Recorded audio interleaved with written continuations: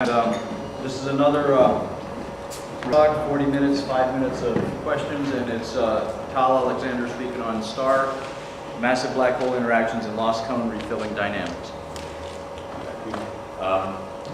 So my talk is going to be in some sense a continuation of what Mark Reiter started yesterday. Like him, I will spend some of my time giving a very general introduction. Like him, I will probably not finish my talk.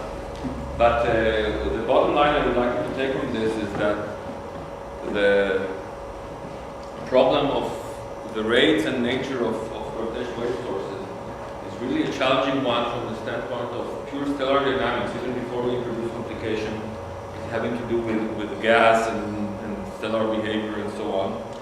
And the reason that we are not able to supply the data analysts with the answers that they so clearly need is not because we're lazy, stupid, or just unhelpful, well, at least I'm not, maybe the other guys are, but because these are really fundamental questions, and which are very hard to address, in part because N-body systems display very complicated behaviors. And just to calibrate the difficulty, think about tokamak physics and how slow progress was in that respect. And they are dealing with electrons and protons, which are well understood objects, whereas we are dealing with stars, which are just barely understood.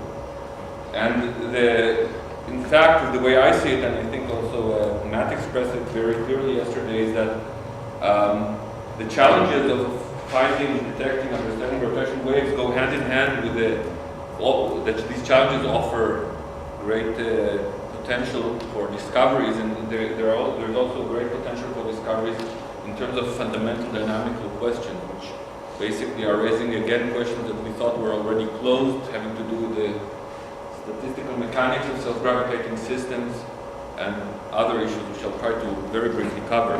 So I want to start with, first of all, well, maybe I should mention that in part the reason that we do not yet have the answers that we need is that some fundamental properties, as far as I can reconstruct history, were not known when people were starting to design LISA. For example, the existence of a clear M-sigma relation, which relates the mass of the black hole with the velocity dispersion far away from it in galaxies. So I'm going to show how important this relation is for defining the dynamical properties of LISA targets. And I'll assume here that the power law is 4, although it's not exactly 4, it could be as large as 5 perhaps, but that doesn't matter. All the arguments I'm going to make will only be reinforced if the value is bigger than 4, but this gives nicer numbers. So one key concept is the radius of influence. One way of defining it is simply it's the distance from the black hole, where the Keplerian potential of the black hole equals the potential of the stellar system in which it lives. And using this scaling law, we immediately see that the radius of influence of the hole scales like the square root of the mass. Another way of defining it, which is fairly equivalent due to the Imperial theorem, is that this is the radius where the total number of stars, the total mass of stars equals that of the black hole. So the number of stars is simply the mass of the black hole divided by the mass of a typical star, and we can use it to define some mean stellar density in the center. Another important concept is the dynamical time, which here I'm just assuming the motion in the circular orbit. The enclosed mass in the center is twice the mass of the black hole. We get one from the black hole itself, another from the mass of the stars. Again, putting in this scaling, you find that this scales like the mass of the whole to the 1/4 power. And the two-body relaxation time, another key concept. You can think of it very simply as a kind of the inverse of this time is simply a rate, and the rate is given by an NV sigma kind of argument, and the stellar density V, we can substitute it for the velocity dispersion.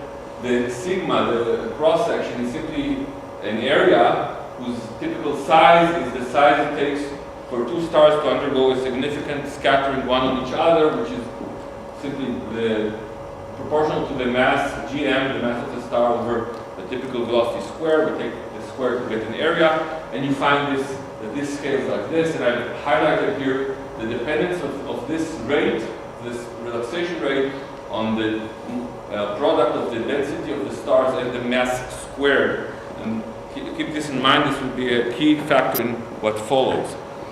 But for now, let's just rewrite the relaxation time in this form, which is more suited for the Keplerian potential near a massive black hole, where essentially I simply plug into this expression here the dynamical time, the number of stars, and I've used the fact that we can replace sigma by the simply gm over rh. And what you find when you do all this is that you get these generic results. I don't know how to get rid of that. Okay, so key results that come from the sigma relation and indirectly from some very fundamental dynamical definitions. The relaxation time scales as a positive power larger than 1 of the mass of the black hole. If you plug in all the prefactors that are neglected, you find that if you normalize this to the value of the Milky Way, you get something which is order of 1 gigayear, a long time scale, but still shorter than the age of the universe. And the larger the black hole, the more massive it is, the relaxation time will grow. If you go to a few times 10 to the 7, it will exceed the age of the universe.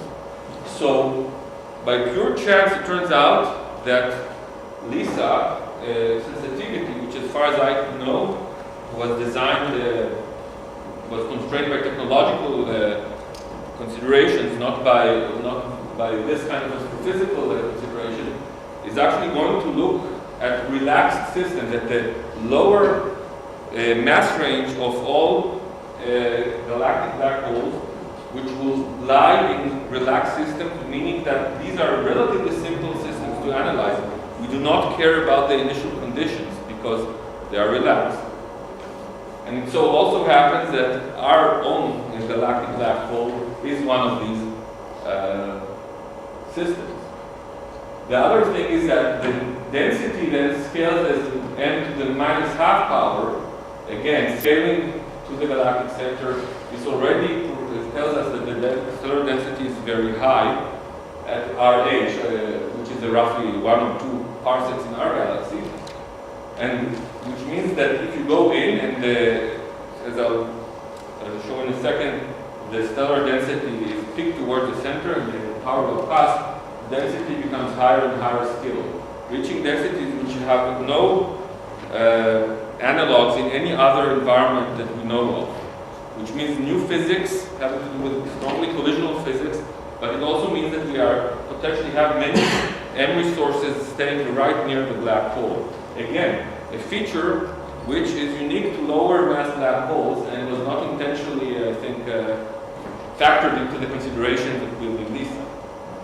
Now, one other good implication of the short relaxation time is that because it is shorter than the age of the universe, even if a galaxy has some complicated fairly recent history, it was part of mergers or something like that, these are erased fairly quickly, and to some approximation we can forget about its ancient history, not only its initial conditions at t equals 0, but also about things that happened only a gigayear away. Okay, so this is something that is not at all trivial. Now, the only analytical result, simple analytical result we have, as far as I know, for what we expect the distribution of stars to be around such a black hole, can be argued in the simple case that we assume that all stars will have the same mass, which is of course not true. And then we can get a typical power law for the stellar distribution, and the argument is so simple that it's worth repeating here. So let's assume it's a power law, and once again we know that the typical timescale for the system to relax to its quasi-stable state is the relaxation time, which I quote here, and if you follow all the powers, you get that it scales like 3/2 minus that s. Each star carries with it some orbital energy, which scales like this, like 1 over r. And the number of stars in any given shell, or sorry, in any given volume whose radius is r, and which are reflecting stars toward the black hole where they eventually get eaten up, scales like this. And so the amount of outward energy that is carried outward, the energy that the stars that fall to the black hole give up has to be carried away by the stars that have deflected them into the black hole. And that's this E dot then scales simply like the number of stars times the energy over the relaxation time, which goes like this. And if you assume steady state, this cannot be a function of R, and you get this generic result that the computer objects, that you have the typical cusp has R to the minus 7 orders slope, meaning a highly centrally concentrated system. Again, useful for generating MREs. Now, the one last thing I would like to mention, and I'm saying here things that Mark mentioned, that he had a different parameterization, is the critical issue of relaxation. So one thing to realize that you can get to the black hole, if you have a star far from the black hole, you can get to the black hole by two different routes. One is that you lose energy and your orbit decays until it is wholly enclosed within the last stable orbit. Or else, if you manage to align your star on such a radial orbit that it really plunges into the black hole. And it turns out that once your angular momentum is substantially smaller, or your unity smaller, say, than the circular angular momentum of typical energy E, that's the maximum angular momentum that you can have on a circular orbit, the time it takes the angular momentum to change its value by order of itself, it can be substantially smaller than the time it takes the energy to change by order of itself, which is essentially just the relaxation time. And therefore, the preferred route to getting to the black hole is by being deflected in angular momentum.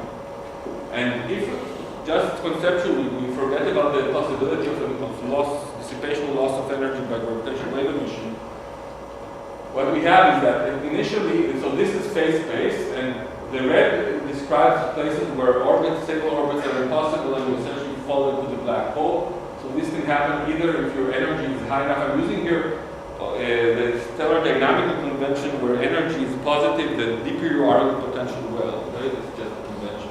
So high energy, and going this direction, you simply shrink a circular orbit, say, into the black hole until it is fully enclosed within the last stable orbit. Going this way is going to more and more radial orbits until they plunge into the black hole. And all this red region is the region of unstable orbits where essentially you have completed your inspiral plunge. And so a star can start somewhere here near the circular orbit, or near the circular orbit. It gets kicked both in energy and angular momentum, and it does some random walk until by chance it is thrown into a somewhat smaller angular momentum. And at this point, the changes along the angular momentum axis, relative changes, this is a log scale, become much more rapid than the changes in energy, and eventually it will just plunge into the black hole. Now, if you add dissipation into it, it turns out that if you're here at a very slow angular momentum, meaning that you have a very close periapse passage through the black hole, your gravitational wave emission will start taking away energy from your orbit, and eventually this process will become so quickly that you will go all the way to the last stable orbit, on the way passing through a narrow region where the frequency is so high that it can actually be detected by LISA. And it turns out that this is a key concept which simplifies in this picture, that unless, in most cases, unless you start out by some way on an extremely radial orbit as your initial orbit, you can demarcate the regions to those where above some critical energy, which corresponds to some typical distance from the black hole, and for million solar mass black hole, this distance is a few hundredths of a parsec. If you're here, then you're doomed to go by this route and to plunge directly in. If you're here, the dissipation will be strong enough so to do this kind of a turn and become an embryo. And so, to first order, the way to estimate the embryo rate is simply to look how many stars you have packed inside this critical radius, divided by the typical timing scale, which is just the relaxation time scale. And this gives you the embryo rate to within an order unit. And so the key question is then, what processes, first of all, is this random stochastic two-body relaxation, is that the process that is the relevant one for deflecting the stars into these orbits? The other question, which I already alluded to, are these stars start their way far from on a not a very eccentric orbit, or does some mechanism actually bring them already on a very eccentric orbit? And the third question is, what processes determine how many stars are packed inside this critical radius? So here I actually start, well, maybe I'll just mention that essentially the questions we are asking are, what is the dynamical state near the massive black hole? And we ask questions about what is the governing symmetry, is it spherical or say planar? What is the history? Are we in some steady state, or do we are the processes episodic? And what is the environment? Is that in a region isolated from the galaxy, or is it interacting strongly with it? And there are examples, legitimate ones, I mean, in the sense that they will all operate in nature for almost any combination of these different options. And people have studied in spiral clusters and the effects of intermediate mass black holes. And you may have planar symmetries which are episodic when you have star-forming disks seen in the galactic center. And then you can also have the more simpler cases, which I will focus right now, not because they're necessarily more relevant or more likely to occur in nature, but because they are simple and there are some new results I'd like to show in these cases. But all these possibilities are definitely still on the table. And so I'm going to discuss the following three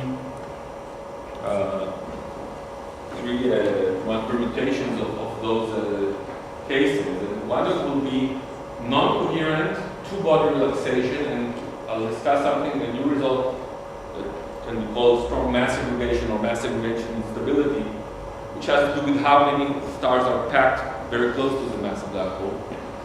And then I'll try and say some words about massive perturbers, which are an instance of a non-coherent few-body relaxation process. And finally, if I have time, I will say something about coherent many-body relaxation, namely resonant relaxation. And this list by no ways is not inclusive. There may well be other processes not considered here, even in this simple purely stellar dynamic case. So, very quickly about strong mass segregation. So, for many years now, for almost 30 years or more, there has been one classical result, you took a Paul from 1977, which looked into the distribution of stars in a relaxed system around a black hole, a massive black hole. Exactly the case that is relevant for these. And the bottom line of the result is the following. Near the black hole, you have distribution functions here, that is the number of stars per volume in phase space as function of the specific energy, which roughly looks like a power law. And if you translate that in a Keplerian system close enough to the black hole, and where things are Keplerian, because the enclosed mass of the stars is negligible, then this turns out to be a power law.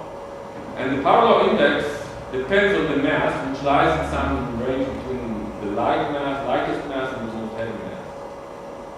And they also found what is the prescription for this index, which is very simple. Simply the ratio between the particular mass you're looking at to the highest mass in the system divided by 4. And this translates in density space, in real space, to a density profile which goes like this. So, in the maximum case, if you have only one star, if ML equals the light ones and the heavy ones are just one mass, so you have a single mass population, you recover again the 7th order result, which I argued for on very general energetic argument.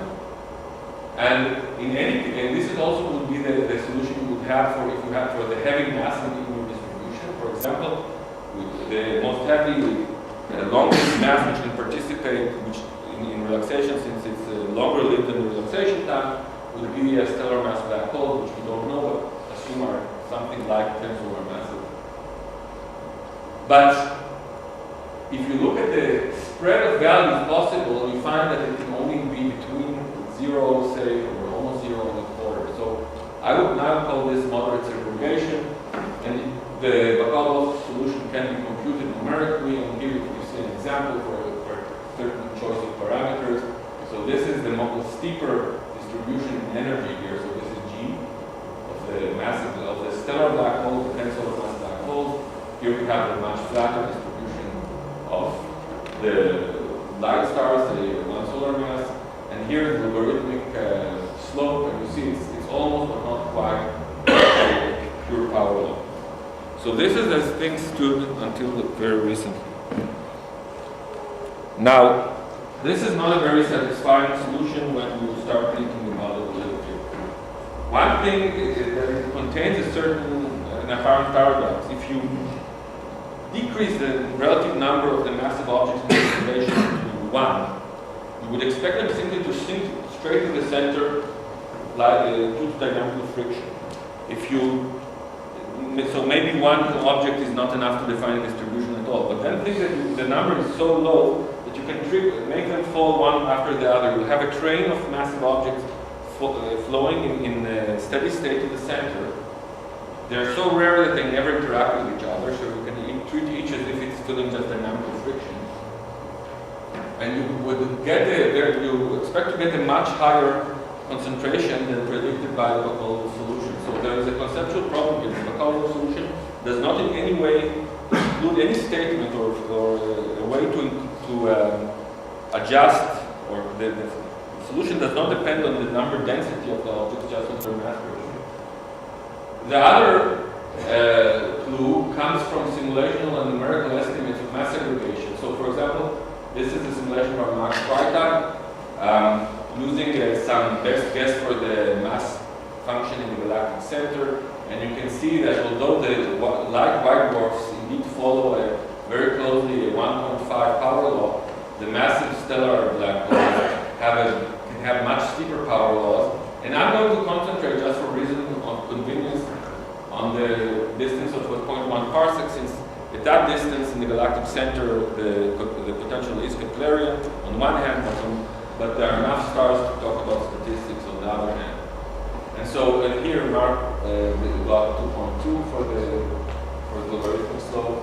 And this is another of these Fokker-Planck calculations of the Bacalov solution, and we are getting something very similar, slope r to the minus 2.1.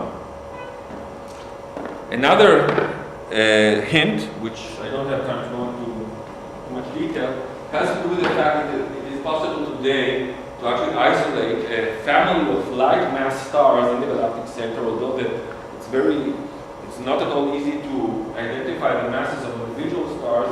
There are some class of stars called red pump giants which stand out and essentially dominate a certain position in the luminosity function. And if you look at their distribution, it is decidedly flatter than that of the other stars, which are presumably somewhat more massive. And so here are these light stars, and these stars are maybe twice as heavy. And you can see that the spatial surface density distribution of these light stars is flatter than the stars both fainter and more luminous, but more heavy than they are. Now, this degree of difference between stars of relatively low mass contrast is extremely high, much higher than you would expect from the Bacalov solution. And so, even though any of these hints in itself can be explained away by other things, we decided to look into the question of mass segregation again. And our intuition was the following, that when we define some parameter, which we call the global relaxational coupling parameter, which is essentially just a measure of how dominant are the heavy stars versus the light stars in the relaxation balance. And you remember that I pointed out the fact that the relaxation rate scales like the number density times the mass squared. And so if this thing is larger than 1, then this means that the heavy stars are plentiful enough to be scattered on other heavy stars. Essentially, for them, they can completely ignore the existence of light stars in the system, and what we expect to get is simply the single mass solution that it scales like r to the minus 7/4. However, if this number is small, much smaller than 1, then we will be in the regime where they don't really have any chance to encounter each other. They scatter, or if you want, cool dynamically by scattering of the light stars, and they will just flow inward by dynamical friction. And our initial intuition was that when we are in this branch of when these conditions are those that are relevant for the stellar population, we expect to see deviations from the Bacalov solution in much steeper cusps, indicating, again, a much higher concentration, or relative concentration of stellar black holes near the big black hole, which, to remind you, is the thing we want to have a lot of M-rays. And the question is, what do real stellar systems do? And surprisingly enough, it turns out that if you look at just generic star formation scenarios, which assume what's known as the universal initial mass function, and for the people coming from astrophysics, so either salpeter or its later refinements like the Miller scale or the Kropa mass function, and you assume that the system is very old, like the one in the galactic center, then what happens is that after a while, all your massive stars die and leave behind them stellar black holes. The young stars just keep piling up more and more because they're continually formed. And an initially rather continuous distribution of masses, this one here, segregates into two distinct groups. This is logarithmic plot. Okay, so we have a sharp peak around the mass of the stellar black holes. Here it's assumed to be exactly 10, but 2 peak. And then you have again a group here of like masses, basically neutron star white dwarfs of different kinds and meaning a very low mass main sequence. And when you calculate the value of this coupling parameter, it comes out to be roughly 0.1. And now you can then go back and solve again the Bacalov equations for the Clark equations. And what you find is the following. So just to remind you, here is the value of mu2. This side is where the heavies are very common, which is essentially what the Bacalov knows for their own reasons assumed 30 years ago. And this is where the heavy ones are very rare. What is plotted here in the thicker lines is the logarithmic slope, that factor p sub m, for the massive component, and here in the thinner lines in the bottom for the light masses. So on this side, we are retrieving the Bacalov solution. The heavy guys are 0.25 or 1/4, and the larger the mass contrast, for example, for a mass ratio of 10, the closer p sub m is to 0. And in fact, what Bacalov, these are the dots represent the values, the models that Bacalov-Wolf tested, and they looked at this restricted grid, and they claim that their result is universal. But if you take the values that we predict are relevant for the galactic center, you're on this branch of the results, which was never mapped before, and you can see that you have much higher slopes. So we now believe that it may well be that systems like the galactic center, which have been forming stars for a long time, how am I doing for time? About 12 minutes. That's how I think it is. Are going to be highly centrally concentrated, much more than predicted. Now, the implications for this, for Emmy rates, have not yet been mapped because we have here two countervailing trends. On one side, you get these higher relative concentrations because you assume that you have much fewer stellar black holes in the system. Those few you concentrate into the center more. Do you win or lose? We don't know yet because we don't fully understand this solution, but that's definitely something that we want to explore. So let me just start zooming very fast. So I already mentioned yesterday the idea of massive perturbers in the discussion section. And again, this is basically just a reflection of the fact that because the relaxation rate depends on like n over m squared, if you have some really massive objects, say 1 million times more massive than the normal stars, like a giant molecular cloud, even though the space density of these objects is very small, you can still win by having a much faster relaxation rate. And in fact, if you look at what happens in the galactic center, you find that indeed you would expect the relaxation rate to be completely dominated by these few or tens of or hundreds of giant molecular clouds. And this plot here shows what is the relaxation time you would expect based on stars alone. And here is a range of possible relaxation time lowered by many orders of magnitude by gravitated by the giant molecular clouds. Now, these giant molecular clouds do not exist very close to the black hole because they are tightly disrupted, but they are efficient enough far away to actually be throwing binaries from the field to the center at a very accelerated pace. And when you throw a binary, this here is a binary approaching the black hole. This was already discussed. I just remind you that one star gets captured, the other one gets ejected very fast, and can actually leave the galaxy. And it turns out that basically the distribution of parameters for the captured star reflects the binary semi-major axis distribution far away from the black hole. It's a mapping. The properties of the binaries, so here you can see the property of the incoming binary, the semi-major axis, and the mass ratio between the black hole and the mass of the binary essentially determines statistically the typical semi-major axis of the captured star. And just to show you that this is very likely actually happening in the galactic center, I'm comparing here the distribution of semi-major axis for this. So this is a cumulative plot. Here is the semi-major axis from the central black hole. This is an image of the galactic center, and there are the blue dots that you may see here are very young stars which shouldn't have been there if star formation operates the way we think it should. Now, the number of these, exact number of stars is not quite clear because there may be some interlopers there, but it lies at a few dozens. This is this blue arrow bar, and this is the number. These curves tell you how many of these stars are expected to be there at a steady state if they are being fed, binaries are being fed to the center by the massive perturbers.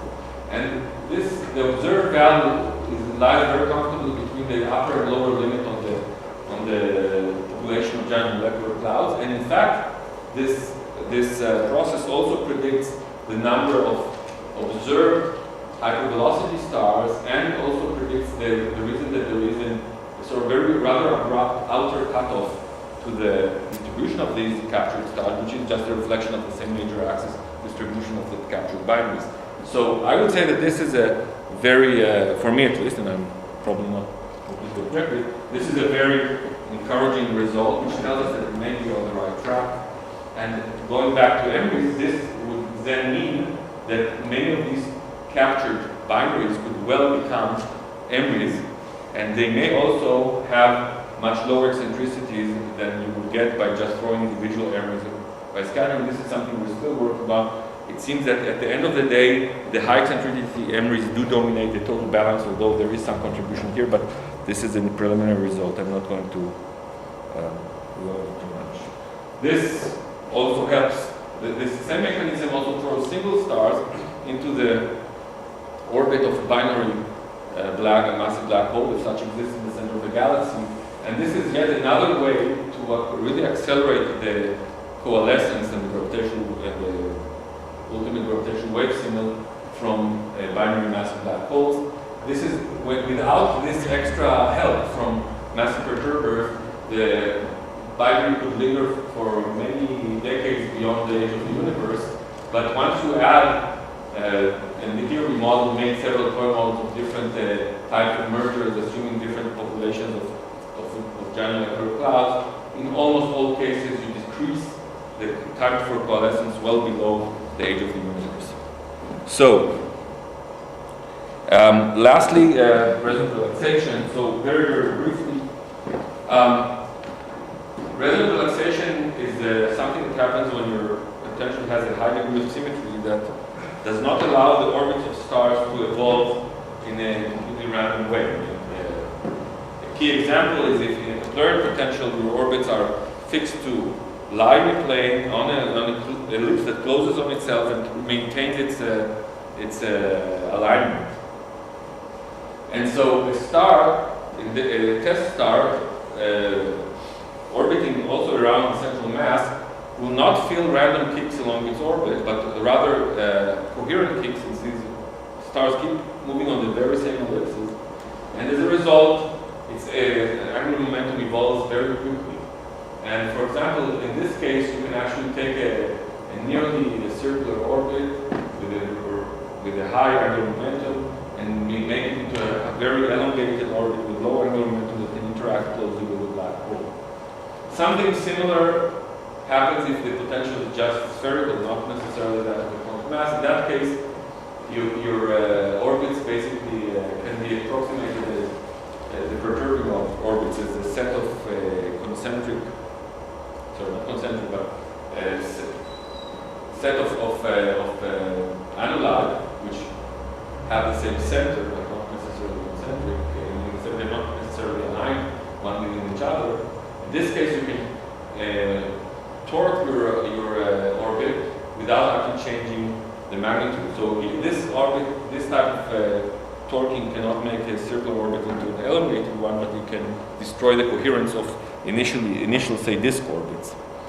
And the reason this is important is because, especially the scalar, the first one, that changes the magnitude of them, this completely dominates. This effect requires that the enclosed mass in stars will not be large. Otherwise, the ellipses are not true ellipses, they start precessing, and this kills the effect. So the natural place where this effect lives is very close to the black hole. It turns out that it coincides with the region with our crypt, the region which supplies the memories to the black hole. And so this mechanism was proposed in a different context by Rock and Maine about more than 10 years ago, and they also did some preliminary numerical tests to actually calibrate the efficiency of the process.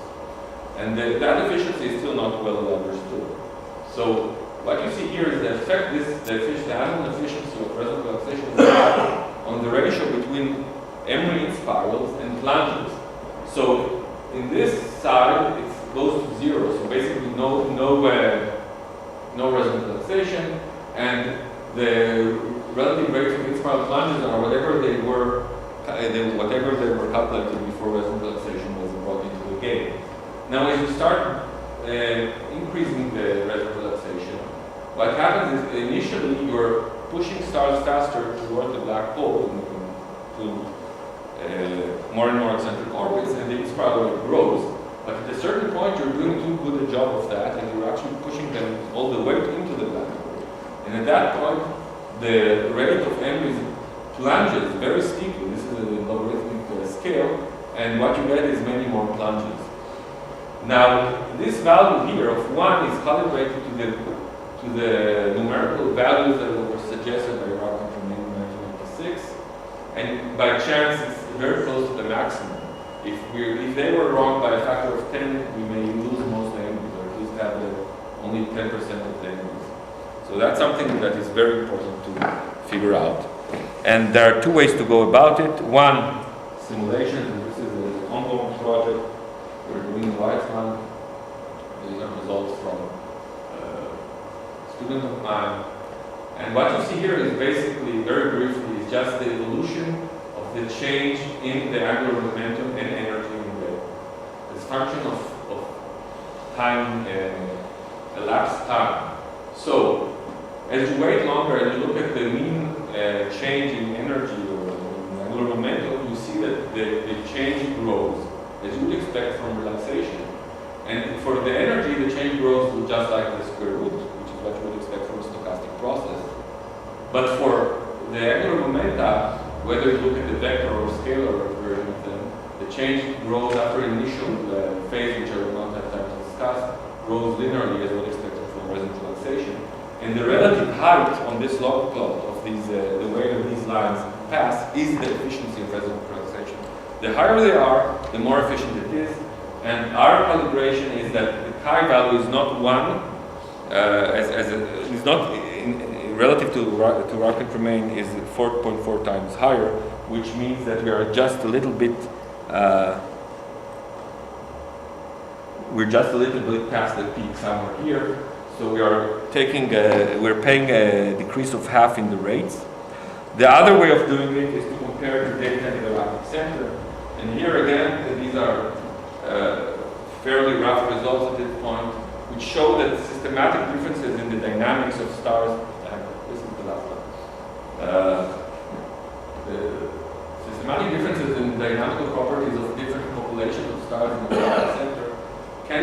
explained by resonant relaxation. So what we have here is a typical distance from the black hole. This is time scale.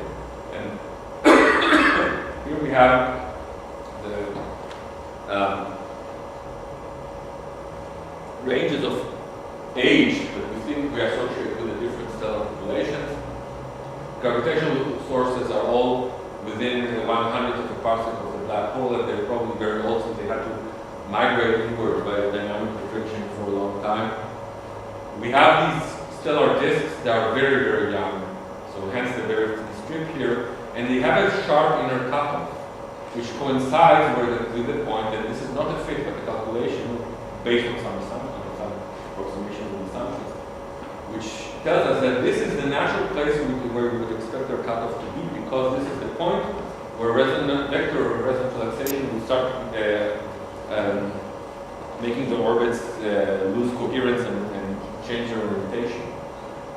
The S stars, those mysterious stars that may have been captured there by binary splitting, would start their lives as having very high eccentricity. Today they don't have very high eccentricity.